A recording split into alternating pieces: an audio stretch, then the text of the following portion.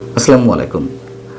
আগামী ৭ March, ১৭ই March এবং ২৬শে মার্চ নাকি আওয়ামী লীগের নেতাকর্মীরা সর্বশক্তি নিয়ে রাজপথে নামার প্রস্তুতি নিতে শুরু করেছেন। এবং এই প্রস্তুতি কেন? দলীয় সভানেত্রী শেখ হাসিনা নাকি এমন নির্দেশনা দিয়েছেন। তিনি বলছেন যে ওই দিনগুলো যাবতীয় বাধা বিপত্তি উপেক্ষা করে গলি থেকে রাজপথ সর্বত্র নেতাকর্মীদের নামতে হবে।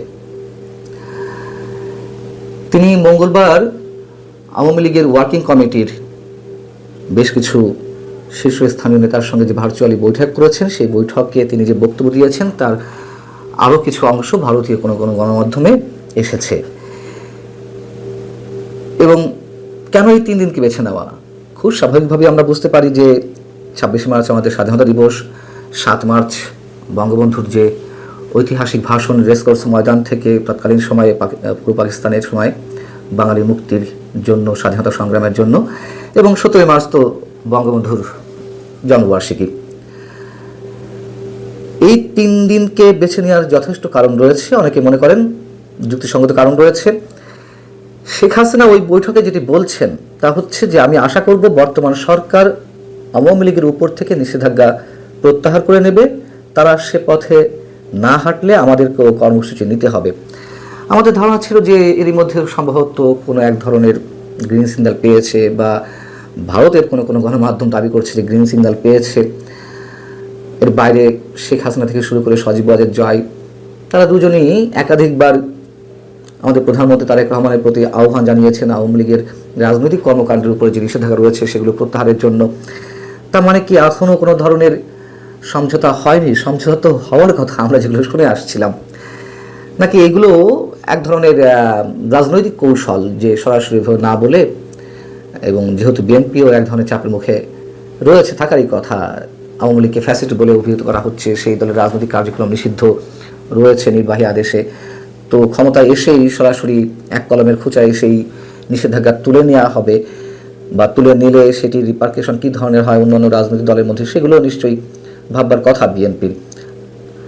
আমরা আসলে কোনোটাই নিশ্চিত নই। তবে দুই দলের শীর্ষ নেতাদের যে ধরনের বক্তব্য, যে ধরনের কথাবার্তা গত মাস 2 ধরে আমরা শুনছি, তাতে দুই দলের প্রতি নমনীয় আচরণ করছে, এক ধরনের শ্রদ্ধাবোধের জায়গা থেকে তারা বক্তব্যগুলো দিচ্ছে। তো হয়তো কৌশলের অংশ হিসেবে তারা এইভাবে কথাগুলো বলছে আওয়ামী লীগের নেতাকর্মীরা। শেখ হাসিনা বলছেন যে কোনো দলের কার্যক্রমের উপর নিষেধাজ্ঞা বলবৎ থাকলেই সেই দলের কর্মীরা স্বাধীনতা দিবস সহ গুরুত্বপূর্ণ জাতীয় দিনগুলো উদযাপন করতে পারবে না, এরকম কোনো বিধিনিষেধ আরোপ করা যায় না। যেখানে জেলখানাতেও যারা দোষী সাব্যস্ত এবং বিচারাধীন বন্দীরা, তারাও স্বাধীনতা দিবস, বিজয় দিবস উদযাপন যদি করে থাকতে পারেন, তাহলে আওয়ামী লীগের নেতাকর্মীরা পারবেন না কেন? এই কথাটি খুবই যৌক্তিক। আমাদের স্বাধীনতা দিবস, বিজয় দিবস বা শহীদ দিবস, এগুলো তো আমাদের রাষ্ট্রীয় কর্মসূচি, আমাদের রাষ্ট্রীয় প্রোগ্রাম, আমাদের সামাজিক কর্মসূচিতে পরিণত হয়ে গেছে। এখানে দল মত দেখলে তো হবে না। যেমন এইবার 21শে ফেব্রুয়ারিতে ফুল দিতে গিয়ে, শহীদ মিনারে পুষ্পস্তবক অর্পণ করতে গিয়ে অনেকেই বাধার সম্মুখীন হয়েছেন আওয়ামী লীগের নেতাকর্মীরা। এটাতে কোনো রাজনৈতিক কর্মকাণ্ড ছিল না, কেন এগুলো করতে হবে? আমরা দেখেছি ডক্টর ইউনূসের জঙ্গি শাসনের সময় তো একেবারে কেউ পথেই নামতে পারেনি এইসব কর্মসূচিতে, কিন্তু সেই ধারা কেন এখন অব্যাহত থাকবে? খুব স্বাভাবিক প্রশ্ন।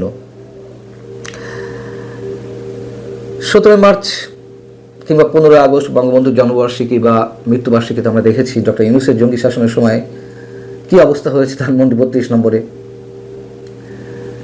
একেবারে বলতে গেলে বিরান ভূমি, সেখানে কেউ শ্রদ্ধা জানাতে গেছেন কোনো নস্টালজিক জায়গা থেকে,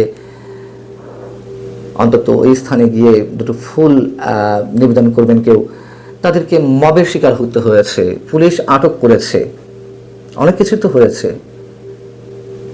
এই কাজগুলো কেন এখনো চলবে? দলীয় মিটিং মিছিল বন্ধ থাকতেই পারে, যেহেতু এখনো পর্যন্ত নির্বাহী আদেশে সব ধরনের রাজনৈতিক কর্মকাণ্ড নিষিদ্ধ, কিন্তু এই সব জায়গায় কেন স্বৈরাচারী মনোবৃত্তির প্রকাশ ঘটবে? মঙ্গলবার শেখ হাসিনা নেতাদের উদ্দেশ্যে বলেছেন যে ওই দিনগুলো যেমন সর্বশক্তি দিয়ে সংগঠিত হয়ে উদযাপন করতে হবে জাতীয় কর্মসূচিগুলো, এবং গলি থেকে রাজপথ সর্বত্র স্বাধীনতা দিবসের বেদি বানিয়ে শ্রদ্ধা জ্ঞাপন করতে হবে।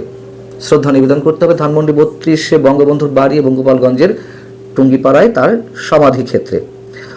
আওয়ামী লীগ নেতাদের অনেকেই দাবি করছেন যে তাদের দলীয় সভানেত্রী অনেক ভেবেচিন্তে একটা কৌশলী সিদ্ধান্ত নিয়েছেন এই 3 দিবসকে কেন্দ্র করে। তিনি বুঝে নিতে চান যে বাংলাদেশের জাতীয় জীবনের সঙ্গে জড়িয়ে থাকা এই যে 3টি দিবস, এটি উদযাপনে তারেক রহমানের প্রশাসন এবং বিএনপি আওয়ামী লীগের নেতাকর্মীদের কতটা বাধা দেয়, এবং তাদের দাবি যে এই 3 দিবসের কর্মসূচিতে যদি আওয়ামী লীগের নেতাকর্মীরা নামতে পারে তাহলে সেটি হয়তো বিএনপি সরকারের উপরে কিছুটা হলেও চাপ পড়বে। এগুলো তাদের রাজনৈতিক হিসেব নিকেশ থেকে কথাবার্তা, কিন্তু আমরা সাদা চোখে যা দেখছি, যেখানে আমি বলছিলাম যে গত 2 মাস 2 দলের শীর্ষ নেতাদের যে বক্তব্য, যে আচরণ, তাতে অনেকখানি নমনীয়তা প্রকাশ পাচ্ছে এবং বিএনপি শুরু থেকে বলে আসছে যে তারা কোনো রাজনৈতিক দলকে নিষিদ্ধ করার পক্ষে নয়, অথবা সজীবাজের জয় কিংবা সাইমা ওয়াজের পুতুল তারা দেশে এসে রাজনীতি করতে পারেন যদি দেশের মানুষ মেনে নেয়। তারেক রহমান এই ধরনের বক্তব্য দিয়েছেন আন্তর্জাতিক গণমাধ্যমের কাছে। সেইখানে আমরা দেখছি বিভিন্ন ক্ষেত্রে আবারও মব শুরু হয়েছে। এর আগে আমি একাধিক কন্টেন্টে আপনাদের বলেছি, আপনারা নিজেরাও জানেন বরিশালে কি হলো। আওয়ামী লীগের কয়েকজন নেতাদের বা নেতাকর্মীদেরকে জামিন দেওয়ার কারণে সেখানকার সংশ্লিষ্ট বিচারকের উপরে অনেকখানি মব ক্রিয়েট করা হলো। এজলাসের মধ্যে ঢুকে বিএনপিপন্থী আইনজীবীরা থ্রেট করলেন, এজলাসের বেঞ্চ ভাঙচুর করলেন। আবার অদ্ভুত এক নির্দেশনা এলো, মানে বিস্ময়কর এক নির্দেশনা, যিনি গণমাধ্যমেও এসেছে।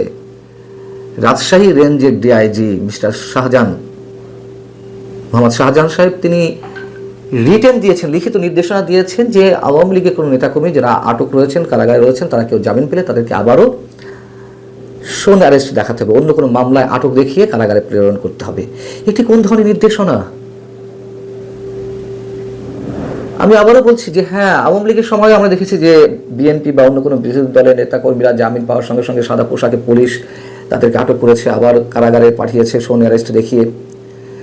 সেগুলো তো গোপনে গোপনে চলেছে, সেগুলো নিয়ে কম সমালোচনা হয়নি।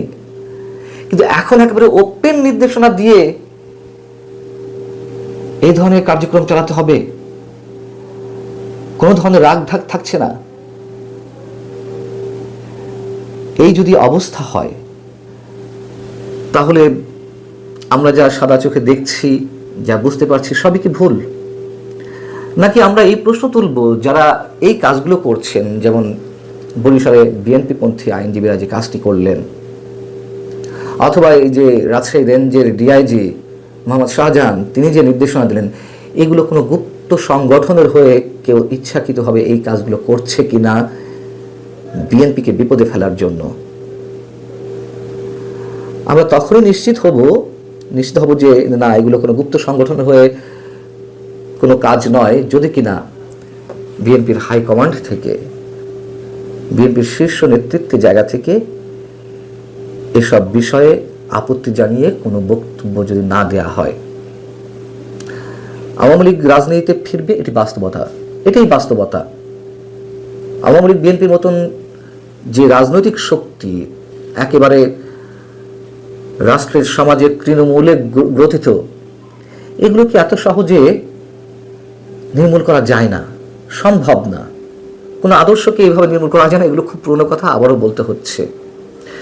যদি সত্যি সত্যি বিএনপি ইউনূস সরকারের পথে হাঁটে, তাহলে এর দায়িত্ব বিএনপিকে নিতে হবে বা বিএনপিকে খেসারত দিতে হবে, যেমনটা খেসারত দিতে হয়েছে আওয়ামী লীগকে। আওয়ামী লীগ 15.5 বছর বিএনপি বা জামাতের নেতাকর্মীদেরকে পথে নামতে দেয়নি। তারা যদিও অনেক বাধা বিপত্তি করে অনেক ধরনের কর্মসূচি পালন করেছে, বিশেষ করে বিএনপি সেখানে নানান ধরনের আক্রমণ ঘটেছে, তার পরিণতি তো আমরা দেখেছি।